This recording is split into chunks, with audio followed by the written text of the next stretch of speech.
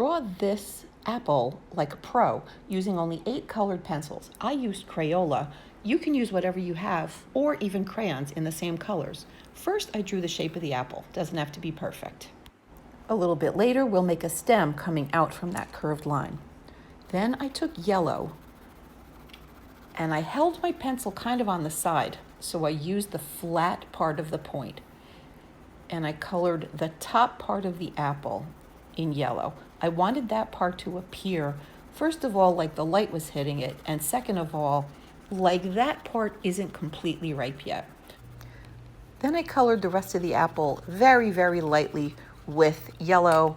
Doesn't have to be perfect. Don't even worry about it at this point. Then I chose orange. As you can see, I'm not pushing hard at all. I'm using orange in the areas that are a little bit deeper, but not quite red yet. And what we're doing here is we're going to put layer after layer down to make the apple look even more realistic. One fun thing about an apple also is that a lot of the real details of an apple look like they're going up and down or vertically. So you can keep using your pencil, whatever color you're using, in an up and down fashion if you want. You can also go in circles, or like up here, I'm curving a little bit because that makes it look like the apple is curving toward the center, which is exactly what we want. Like I said, I'm not pushing hard at all because I'm trying to get an idea of what I want my apple to look like. You could make yours more green or more yellow or even more red. I like to have a variety of colors because I think it makes it look interesting.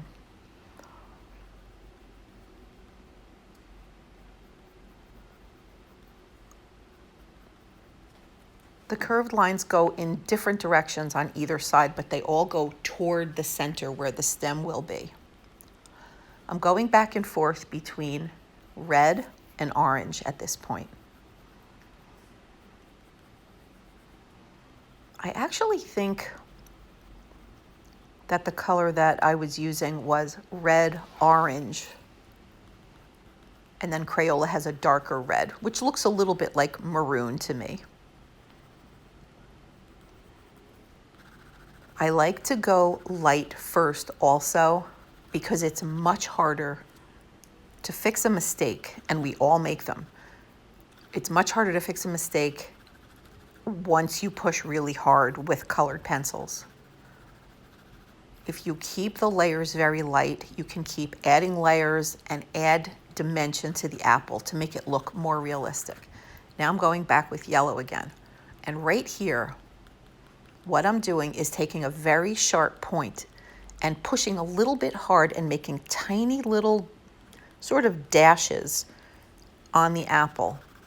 Now I did that because there are little spots all over the surface of an apple. And when you go over those yellow dots, they don't get colored in. So it keeps those dots lighter. So as you go over and over with darker reds and oranges, those stay light. Now I'm using a little bit of yellow-green very lightly over the yellow to make it look like there's some green in the apple too. A little bit darker toward the center to make it look like a shadow.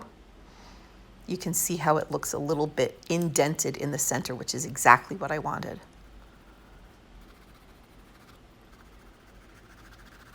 Now I'm going over again with the yellow, once again with the side of the pencil, and I'm getting more of an idea what the apple looks like. Now here's that darker red. And I'm making curved, sketchy lines. You'll be making a lot of these, so have a variety.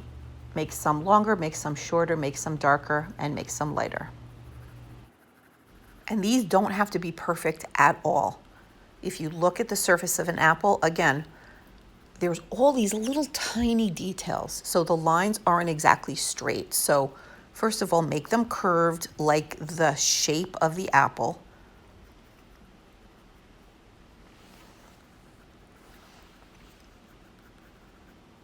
And don't worry if they're not perfect, because that would probably even make it more authentic.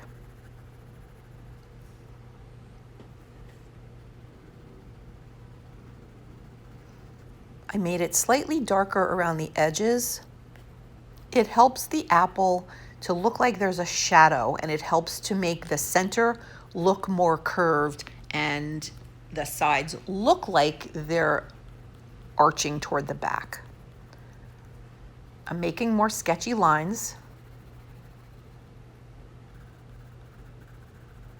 Once again, still very light, because you're going to go over it several more times with several more layers. You can see that I'm using it slightly, well, I'm using the point a little bit here, but I'm still not pushing hard. I'm just trying to give the apple a design.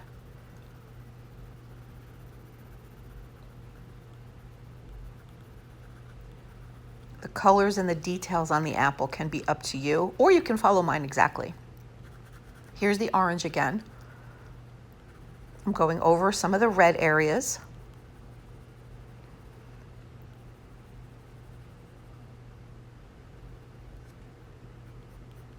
Curving toward that center pit area, or that indentation.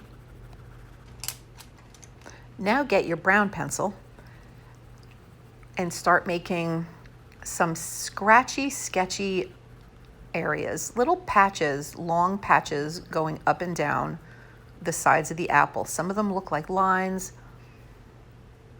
Oh, I made that little indentation on top a little darker also. I'm making the bottom look a little darker so it looks like a shadow. And I'm not pushing hard, but I am using more of the tip than I have been.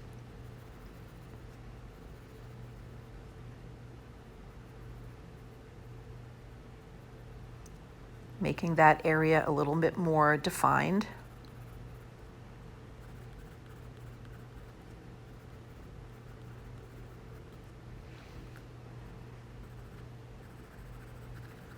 Around this time, I can start seeing those little areas that we pushed very hard on with the yellow. Oop, now I'm going over some of the areas in purple. Purple is a great shadow color. Not that I want the apple to look purple, but it can enhance some of the reds and enhance some of the detail. Back to the brown. Draw two curved lines and just color them in.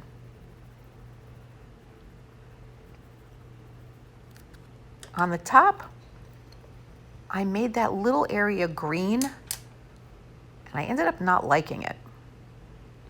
So I'll show you how I fix it a little bit later.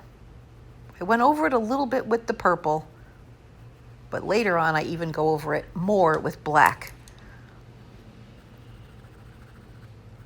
Now I'm starting to push a little bit harder because I can see that I like the way the apple looks. I know where the reds are, I know where the oranges are, the yellow, the green, the brown.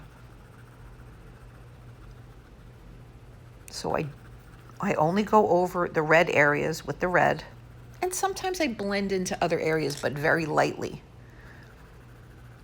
Now I'm going over the top again with the yellow, but I'm pushing harder because I know where I want it to be. You can see how it's bolder. Now right there where I just made that circle, I'm not coloring that because I want that to be the highlight. So that's going to be the lightest part of the apple. That's going to be where it looks like the sun or the light source is hitting.